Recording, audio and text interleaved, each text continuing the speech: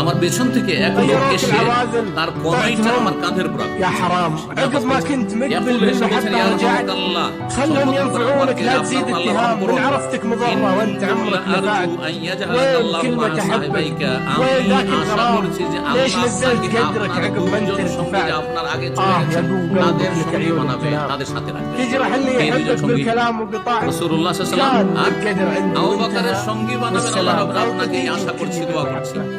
লিআন্নি কাসির, কেন? লিআন্নি কাসিরা মিম্মা কুনতু আসমা রাসূলুল্লাহ সাল্লাল্লাহু আলাইহি ওয়াসাল্লাম, কারণ আমি অনেক বেশি শুনতাম রাসূলুল্লাহ সাল্লাল্লাহু আলাইহি ওয়াসাল্লামকে বলতে। তিনি কি বলতেন? কুনতু ওয়া আবু বকরিন ওয়া ওমর, আমি এবং আবু বকর ওমর একসাথে ছিলাম অমুক জায়গায়। ওয়া ফাআলতু ওয়া আবু বকরিন ওমর, আমি আবু বকর ওমর এই কাজটি করলাম, আমরা এই তিনজন। ওয়ান্তালাকতু, এক জায়গায় গেলাম, আমি আবু বকর ওমর, এইভাবে। খারাজতু আনা আবু বকর, আমি অমুক জায়গায় বেরিয়ে গেলাম, আমার সাথে আবু বকর ছিলেন, ওমর ছিলেন। কতবার যে শুনেছি আমি। তাহলে যখন নবী সাল্লাল্লাহু আলাইহি ওয়াসাল্লাম দুনিয়াতে বহুবার আপনার নাম উল্লেখ করেছেন আবু বকরের সাথে আর নিজের সাথে, তাহলে জান্নাতেও আপনাকে রাখবেন কার সাথে? হ্যাঁ, রাসূলুল্লাহ সাল্লাল্লাহু আলাইহি ওয়াসাল্লামের সাথে রাখবেন। কাকে বলছেন? ওমরকে বলছেন। কে বলছেন? আসছে হাদিসে। ফাইন কুনতু লা আরজু আন ইয়াজালাকা আল্লাহু মাহুমা, ফাইন কুনতু মানে ফাইন্নি কুনতু, এটা মুখাফফাফ হয়েছে। ইন মানে যদি নয়, যারা আরবি গ্রামার বুঝেন, মাদ্রাসা পড়েছে, তাদের জন্য বলছি। ইন মানে যদি, যখন ইন শর্তের হবে আর হরফে শর্ত, আর যখন ইন্নাহু থেকে, জি, তো এখানে ইন্নাহু থেকে ইন। ফাইন কুনতু মানে ফাইন্নি কুনতু, আমি আশা করি, আন ইয়াজআলাকা আল্লাহু, আল্লাহ আপনাকে করবেন বা রাখবেন কার সাথে? মাহুমা, তাদের দুইজনের সাথে, রাসূলুল্লাহর সাথে আর আবু বকরের সাথে। ফালতাফাত্তু, ইবনে আব্বাস পিছন থেকে বলছেন আমার ঘাড়ে হাত দিয়ে। তো আমি তখন ঘুরে দেখলাম যে কে এই কথাগুলি বলছেন। ফায়দা হুয়া আলী বিন আবি তালিব, তিনি হচ্ছেন আলী বিন আবি তালিব রাদিয়াল্লাহু তাআলা। তাহলে এই হাদিস থেকে অনেক শিক্ষার মধ্যে গুরুত্বপূর্ণ একটি শিক্ষা, জি, সেটা হচ্ছে যে আলী রাদিয়াল্লাহু তাআলা আনহু উমরের বন্ধু ছিলেন না শত্রু? বন্ধু ছিলেন না শত্রু? বন্ধু ছিলেন। কিভাবে প্রমাণ হলো? যে আল্লাহর কাছে দোয়া করছেন, আশা করছেন যে আপনাকে আল্লাহ সঙ্গী বানাবেন কার? হ্যাঁ, রসুলের আর আবু বকরের। বোঝা গেছে? কিন্তু শিয়ারা মনে করে যে আলীর শত্রু হচ্ছে আবু বকর উমর, এবং শিয়াপন্থী যারা কথিত সুন্নি, যারা ইসলামের রাজনীতি করে, তারাও মনে করে যে এখানে রাজনৈতিক দ্বন্দ্ব ছিল, হ্যাঁ, রাজনৈতিক টানাপোড়া ছিল। তাহলে এরা পথভ্রষ্ট, কিন্তু এরা পথভ্রষ্ট তাদের সাথে। 3678 নম্বর হাদিস বর্ণনা করেছেন উরওয়া বিন যুবাইর, তিনি বলেছেন সাআলতু আব্দুল্লাহ বিন আমর বিন আসকে আমি জিজ্ঞেস করেছিলাম আন আশাদ্দে মা সানা আল মুশরিকুনা বিরাসূলিল্লাহ সাল্লাল্লাহু আলাইহি ওয়াসাল্লাম, সবচাইতে খারাপ আচরণ রাসূলুল্লাহর সাথে মুশরিকরা যে মক্কায় করেছে সেটা কি হতে পারে? কারণ কাফেররা তো মেলা খারাপ আচরণ করেছে, মানসিক কষ্ট দিয়েছে, শারীরিক কষ্ট দিয়েছে, বিভিন্ন সময় কষ্ট দিয়েছে, কিন্তু সবচেয়ে খারাপ আচরণটা একটু বলুন তো, যে কাফের মুশরিকরা মক্কায় রাসূলুল্লাহর সাথে কোন খারাপ আচরণটি করেছে?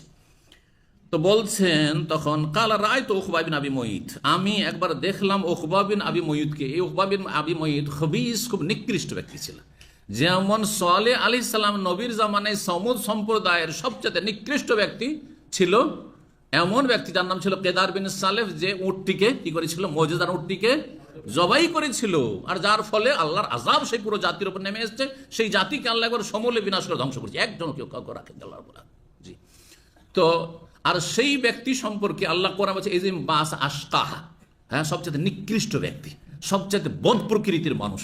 আর নবী সাল্লাল্লাহু আলাইহি ওয়াসাল্লাম বলেছেন আমার উম্মতের বদ প্রকৃতির মানুষ হচ্ছে এই উকবা বিন আবি মুইত। তার অপরাধগুলি দুটি বলবো আজকে, একটি এই হাদিসে এসেছে আর আরেকটি স্মরণ করি, তো আপনারা জানেন। রাসূলুল্লাহ সাল্লাল্লাহু আলাইহি ওয়াসাল্লাম বলছেন যে আমি দেখলাম, কে বলছে? আব্দুল্লাহ বিন আমর বিন আস বলছেন যে আমি দেখলাম উকবা বিন আবি মুইতকে যা ইলান নবী সাল্লাল্লাহু আলাইহি ওয়াসাল্লাম, নবী সাল্লাল্লাহু আলাইহি ওয়াসাল্লামের কাছে আসলো। সেই সময় নবী সাল্লাল্লাহু আলাইহি ওয়াসাল্লাম কাবার চত্বরে সালাত আদায় করছিলেন মক্কায়। ফাওয়াদা রিদাহু ফি উনুকিহি, তারপরে সে কি করলো? নবী সাল্লাল্লাহু আলাইহি ওয়াসাল্লামের গলায় একটি চাদর পেঁচিয়ে দিল, আর তার ফাখানাকাহু বিহা খানকান শাদীদান, তারপরে সেই চাদর দিয়ে চিপে ধরলো, গলাকে টিপে ধরলো একবারে, জি, শক্ত করে চেপে ধরলো। আর এমন হয়েছে যে নবী সাল্লাল্লাহু আলাইহি ওয়াসাল্লামের চক্ষু মোবারক বড় বড় হয়ে গেছে, মরে যাবেন তিনি, জি, শ্বাসরুদ্ধ হয়ে মারা যাবেন, এই অবস্থা হয়েছে। ফাজাউ বকরিন, কেউ বলছে না নবীর পক্ষ থেকে, কারণ সব কাফের নেতারা সেখানে রয়েছে। আর বাকি যারা মুসলিম দু একজন আছে, এত দুর্বল, ইসলামের প্রথম যুগে ছিল, কথা বলতে পারছে না, মুখ খোলাই মুশকিল, মুখ খুলে সাথে সাথে শেষ করে দিবে, আল্লাহু আকবার। তো সেই সময় আবু বকর সিদ্দিক রাদিয়াল্লাহু তাআলা, আবু বকরের মর্যাদা এখানে, আরও 2-4 সাহাবী ছিলেন, কিন্তু তারা প্রতিবাদ করার সাহস পায়নি, অন্যায়ের প্রতিবাদ। কিন্তু আবু বকর অন্যায়ের প্রতিবাদ করছেন। আবু বকর দৌড় দিয়ে ছুটে আসলেন, হাত্তা দাফা আনহু, আর এসে নবী সাল্লাল্লাহু আলাইহি ওয়াসাল্লাম থেকে প্রতিহত করে দূরে সরিয়ে দিলেন কাকে? এই উকবা বিন আবি মুআইদ খাবিসকে। আর বললেন, এই সূরা গাফির, সূরা মুমিন আয়াত নম্বর 28টি, যে আয়াতটি নাজিল হয়েছে কার ঘটনায়? ফেরাউন এবং মুসার ঘটনায়। হ্যাঁ, যখন ফেরাউন বলল তার জাতিকে, হ্যাঁ, তার যে মন্ত্রিসভা, তাতে বলল যে আর মূসার কথা বরদাস্ত করা যাবে না, আর মূসার এই আচরণ বরদাস্ত করা যাবে না, বিভ্রান্ত করছে সবকে, আর সে তোমাদের রাজত্ব কেড়ে নিতে চায়। এইভাবে সে কি করছে? অপপ্রচার চালাচ্ছে আর মানুষকে বিভ্রান্ত করছে।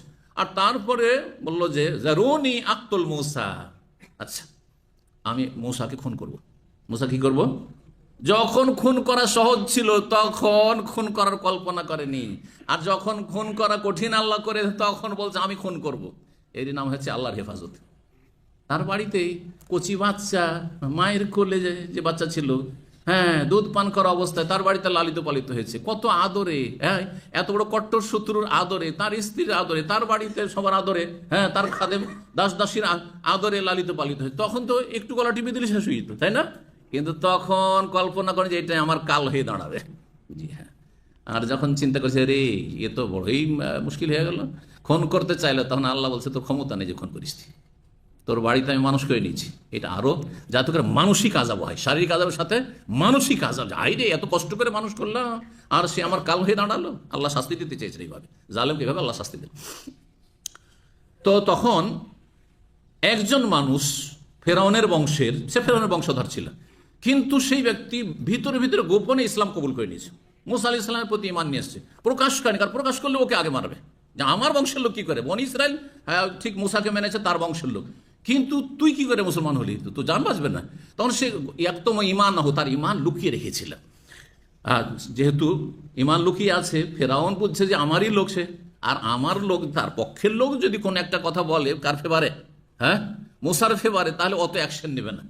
যেমন অমুসলিম দেশগুলিতে যখন মুসলিমদের জুলুম অত্যাচার হয়, মুসলিমরা যদি প্রতিবাদ করে তাহলে অ্যাকশন বেশি নেবে, কিন্তু কোনো যদি অমুসলিম তাদের স্বজাতি যদি প্রতিবাদ করে মুসলিমদের পক্ষ থেকে, তখন অত অ্যাকশন নেয় না। এই স্বভাবটা আছে না? জি হ্যাঁ। তো নাই পরায়ণ কিছু মানুষ আছে, যেমন পশ্চিমা দেশে, হ্যাঁ, ফিলিস্তিনে যে জুলুম অত্যাচার হচ্ছে তার জন্য মিছিল হচ্ছে, প্রতিবাদ হচ্ছে, হচ্ছে না? কাফেররা মুসলিমরা করছে, বেদিনরা করছে, কিন্তু তাদের মধ্যে মানবতা আছে, সেই জন্য করছে। কিছু মানুষ আছে এমন ভালো। তো তখন এই লোকটি যে ঈমান গোপন রেখেছিল বলছে, আতাকতুলুনা রাজুলান আইয়াকুলা রাব্বি আল্লাহ, আপনি কি এমন ব্যক্তিকে খুন করতে চাইছেন যেই ব্যক্তি কোনো অপরাধ করেন, একটি অপরাধ শুধু, সেই অপরাধটি কি? হ্যাঁ, বলেছে রব্বি আল্লাহ, আমার রব আল্লাহ, আমার রব আল্লাহ। এমন কোন অপরাধ করেছে? চোর না, ডাকাত নয়, আর কোন রকমের ক্রিমিনাল নয়, কেন একে হত্যা করবে না? ছেড়ে দাও। ওয়াকাদ জাআকুল বাইয়িনাতু মির রাব্বিকুম, আর সেই যে কথাগুলি নিয়ে এসছে সে কথাগুলি সুস্পষ্ট, এবং তার দলিল প্রমাণ মুজিজাও নিয়ে এসছে, 9টি মুজিজা অলৌকিকত্ব দেখাচ্ছে। তাহলে তার কথা তো কোনো মন্দ কথা নাই, মানবেন না, মানিয়েন না, কিন্তু তাই বলে তাকে খুন করতে হবে না, কোনো প্রয়োজন নাই খুন করার। এই কথা বলেছিল কে? হ্যাঁ, ফেরাউনের বংশের একজন মুমিন ব্যক্তি, যে নিজের ঈমানকে লুকিয়ে রেখেছিল। এই কথাটি আবু বকর সিদ্দিক রাদিয়াল্লাহু তাআলা ধরলেন, তার আয়াত তাহলে অলরেডি নাযিল হয়ে গেছে, আয়াত আবু বকরের মুখস্থ। বলছেন তখন গিয়ে উকবাকে এবং মক্কার কাফের নেতারা চারিদিকে রয়েছে, আতাকতুলুনা রাজুলান, তোমরা কি এমন ব্যক্তিকে হত্যা করতে যাচ্ছ, মুহাম্মদুর রাসূলুল্লাহকে, আইয়াকুলা রাব্বি, তার অপরাধটা কি? তিনি তো তোমার কাছে সত্যবাদী ছিলেন, সাদেক আমিন, তোমরা তো তাকে আলামিন বলতে, তোমরা তো কোনোদিন তাকে মিথ্যা কথা বলতে দেখোনি, কোনোদিন চরিত্রহীন দেখোনি, কোনোদিন খারাপ কিছু দোষ পাওনি, কেন তাকে খুন করবে? ইয়াকুলা রাব্বি আল্লাহ, শুধু তার অপরাধের বলেছেন আমার রব আল্লাহ, লা ইলাহা ইল্লাল্লাহ বলছে সেই জন্য। ওয়াকাদ জাআকুম বিল বাইয়িনাতি মির রাব্বিকুম, তোমাদের রবের পক্ষ থেকে সুস্পষ্ট দলিল প্রমাণ নিয়ে এসেছেন তিনি। তিনি কোরআনের কথা বলছেন, তিনি চরিত্রের কথা বলছেন, তিনি আদর্শ কথা বলছেন, ভালো কথা বলছেন, তিনি তারপরে তিনি মুজিজা দেখাচ্ছেন, চাঁদকে দুটুকরো করে দেখালেন। তারপরে মানবেন না, মানিয়েন না, কিন্তু কি জন্য খুন করতে যাচ্ছেন একটা ভালো মানুষকে? এই কথা বলে প্রতিবাদ করেছিলেন কে? আবু বকর সিদ্দিক রাদিয়াল্লাহু তাআলা। এখানে আজকের আলোচনা শেষ করছি।